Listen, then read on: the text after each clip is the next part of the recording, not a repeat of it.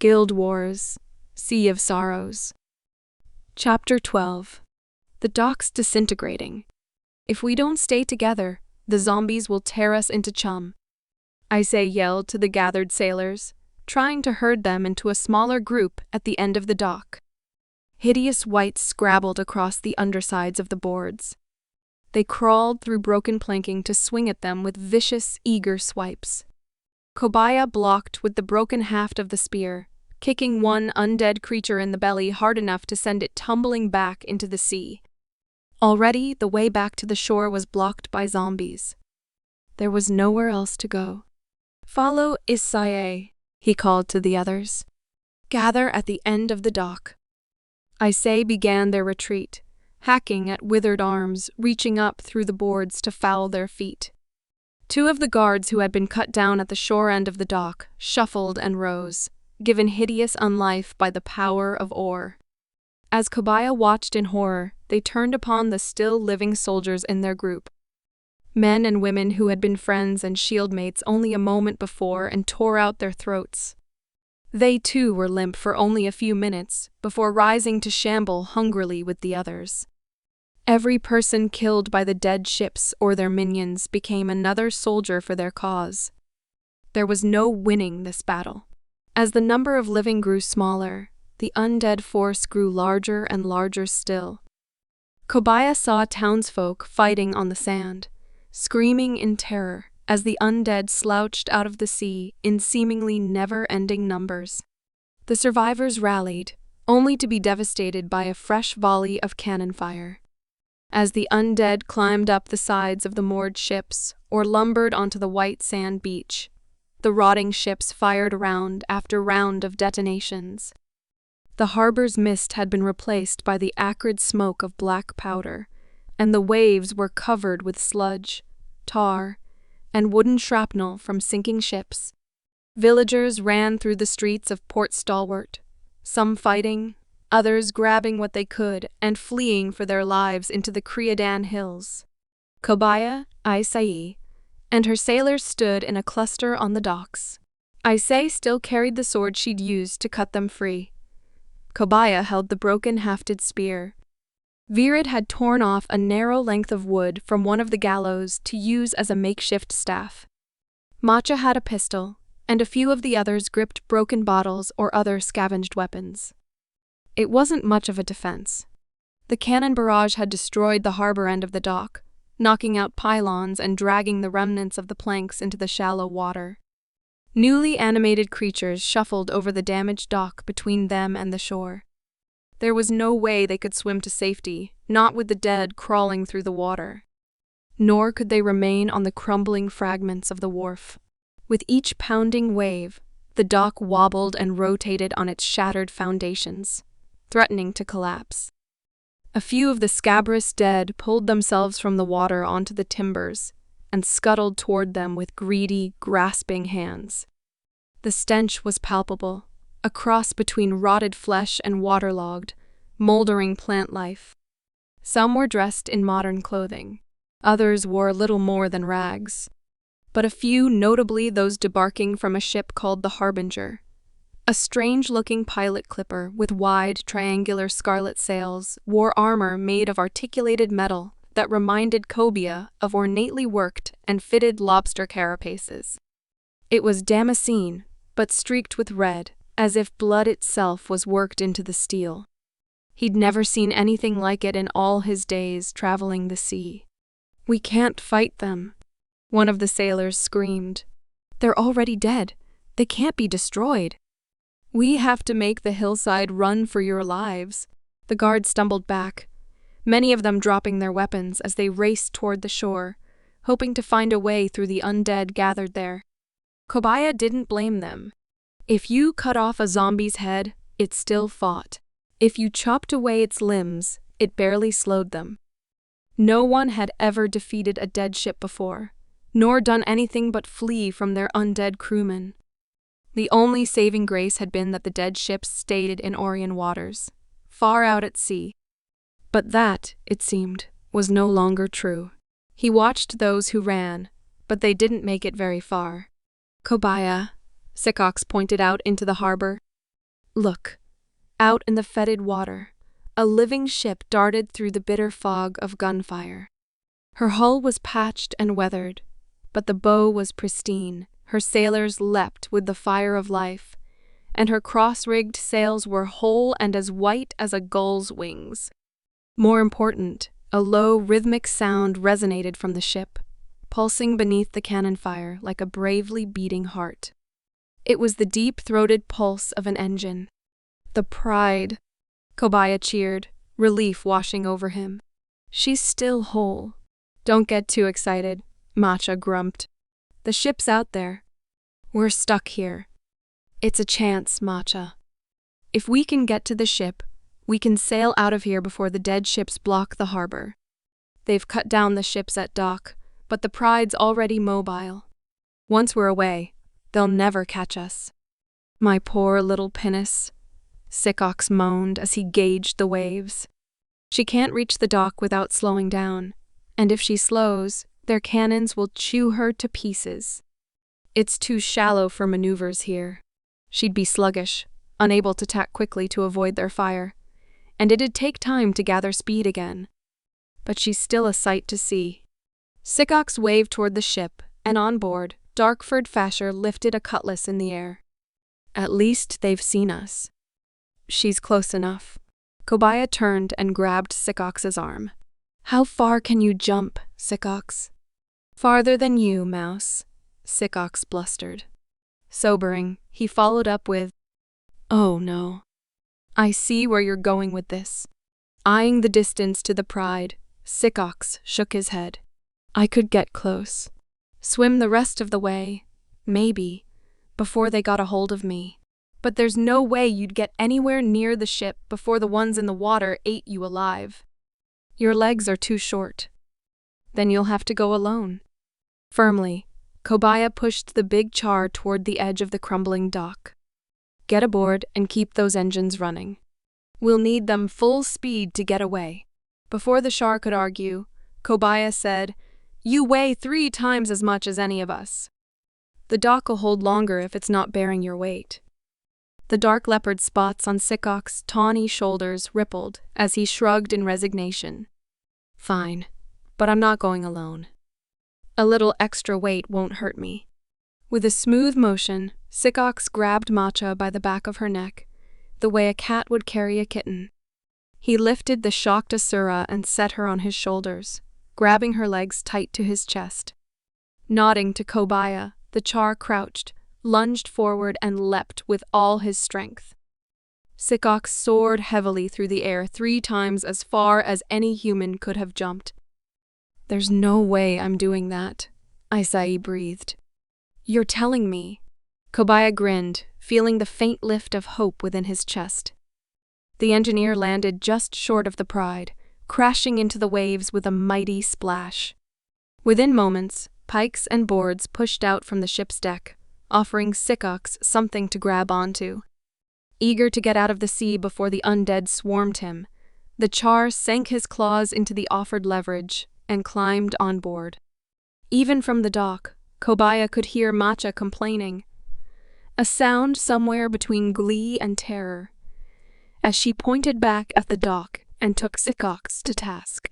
Kobaya smiled despite the tenseness of his own situation. I've got an idea. Turning to her men, Isai yelled, We have to chop out the pylons. Use your weapons, cut the stays, and chop through what's left of the main planking. Keep this area of the dock together as long as you can, but cut it free of the foundation. What? That'll sink us. Kobaya grabbed her arm. Come on, you're the brash one. I'd thought you'd love this plan. Isai winked. We won't sink right away. And in the meantime? The meantime is all we'll need. Trust me, Kobaya. Despite himself, he did. The sailors around the dock used their makeshift weapons and knives to cut into the ropes that held the planking to the main dock. They stabbed at grasping hands below, fighting to obey their captain's orders. Suddenly, Kobaya understood. Vera, tell me you can cast a wind spell. With a wicked little smile, Virad murmured, So long as I have a staff. Kobaya, I can do. He tamped the length of wood in his hand onto the dockboards and shook thin lengths of reddish hair out of his eyes. It may take a moment, though. This weapon isn't exactly what one would call outstanding for the task. The board suddenly shifted and began to float away from the closest foundational pylons. Kobaya reached out to steady Saye. She leaned against him, and he kept his hand on her arm as the elementalist stepped into the center of the group. Black strips dangling from his arms and legs, the madman stretched out his arms and began to chant. Virid bent forward like a marionette on loose strings, leaning lightly on the thin rail of wood between his hands. He began to whisper, calling forth the magic of air, channeling the elements through his staff and through his spirit. As Virid chanted, 2 of the deck boards beneath their feet collapsed, and one of the sailors was grasped by the undead, dragged down screaming into the sea. "Hurry!" Kobaya urged. "He can't hurry," I say, balanced on the edge of the planking. "If the spell misfires, it could kill us." She chopped at a rotting sailor, trying to claw their ankles through the floating boards. Kobaya drove the butt of the spear against it, trying to shove it away from the plank, hoping to salvage some time. There was a tremendous creak as part of the raft broke away beneath the wight's hand, disintegrating under their feet. Sheepishly, Isaiah said, "You heard him, Virid? Hurry up." Virid's words resonated with power, shuddering through the broken boards and rippling the waves. His long, thin fingers stretched out in strange patterns, moved by the flow of power. He lifted the staff.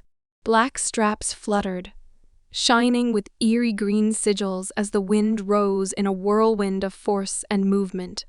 Around their shattering raft, the energy stiffened Virid's body, puppeting his arms up, above his shoulders, over his head, lifting him in the wind. Caught in the ecstasy of his spell, the elementalist's voice grew stronger and surer, until it resonated with the ring of absolute command. An uncanny wind swept against the remains of the dock, swirling around them with such force that Kobaya felt himself falling forward into the thrust of it. Like a leaf swirling in the eddies of a fast-moving stream, the raft skittered across the water, pushed by Virid's magical wind. The small crew grasped the boards, clinging to their tattered island of wood with desperate fingers. Only Virid, his eyes glowing the same sickly green as the mystic sigils, seemed calm. His thin, reddish hair swaying back and forth over his shoulders. He chanted, hovering over the center of the floating boards. "Wait for me." Watch Commander Pierandra raced up the last of the dock, trying to catch the raft before the wind swept it out of reach. She and 3 of her guards gathered at the edge of the crumpling dock pylons, weapons still clutched in their hands. "You can't leave us to die." But there was no helping them. The raft was already far beyond their grasp, and there was no way to return to the dock before the boards fell apart completely. From his place in the center of the floating debris, Virid fixed the watch commander with a crooked, marionette smile. "All you have to do is jump, Commander," he crooned softly. "Maybe you can swim away." Unable to aid the soldiers on the dock, but unwilling to watch them die, Kobaya turned his face away.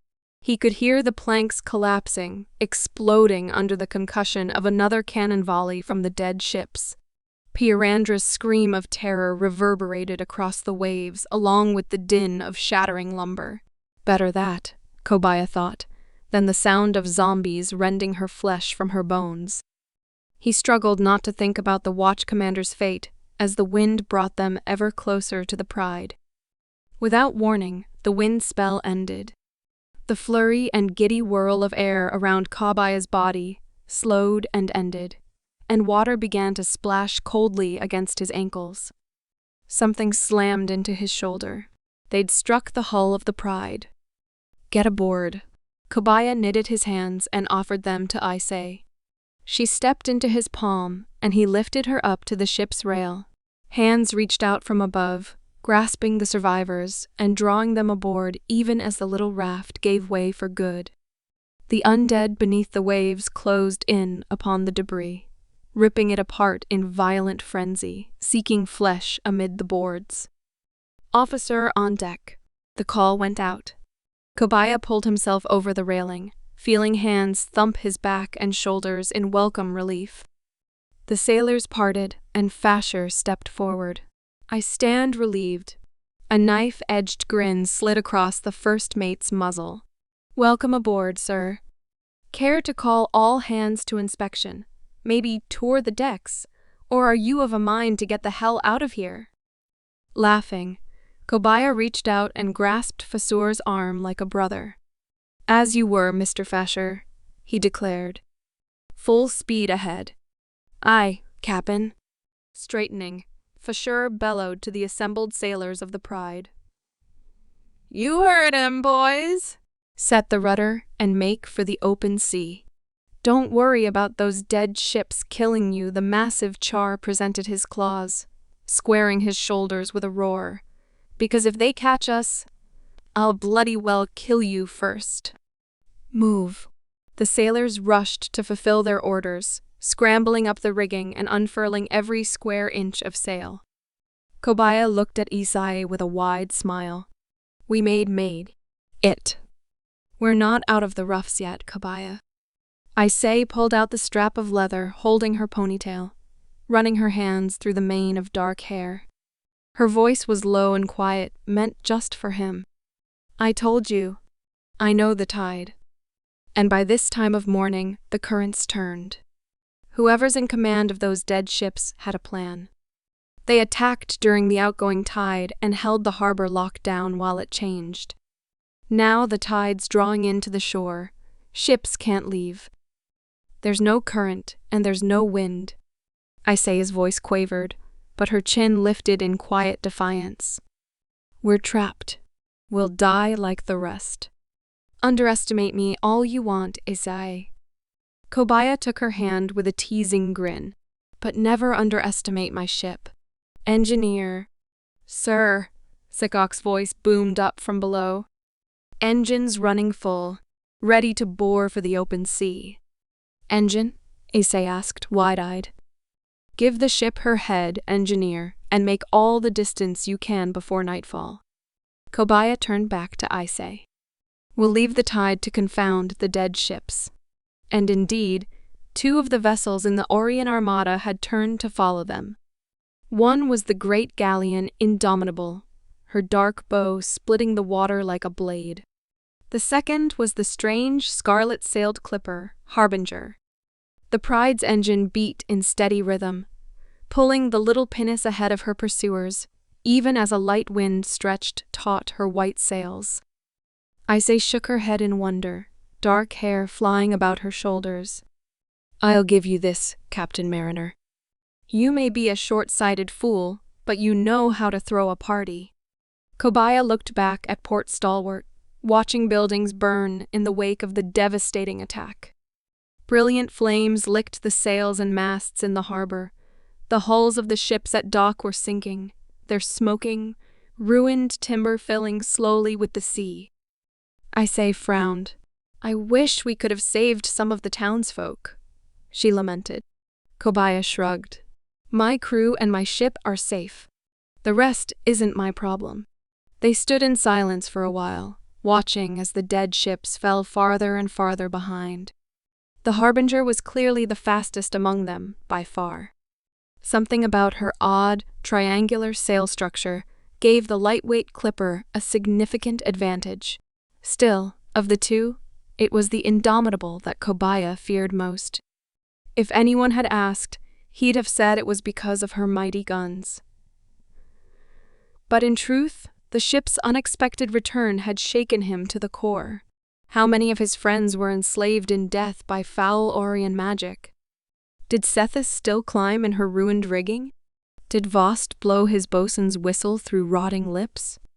On the deck of the Pride, the Char and human crew rushed about their work, eager to put danger behind them. Matcha came to stand at the stern, staring darkly at the ocean, and at the 2 dead ships valiantly following them. Her hair back in its binding leather tie, Isai lowered her hands and slipped her fingers between his. Kobaya smiled. "You're sure they won't catch us?" Isai asked at last. "They won't catch us." Kobaya turned away from the great black ship in their wake. "But they'll try."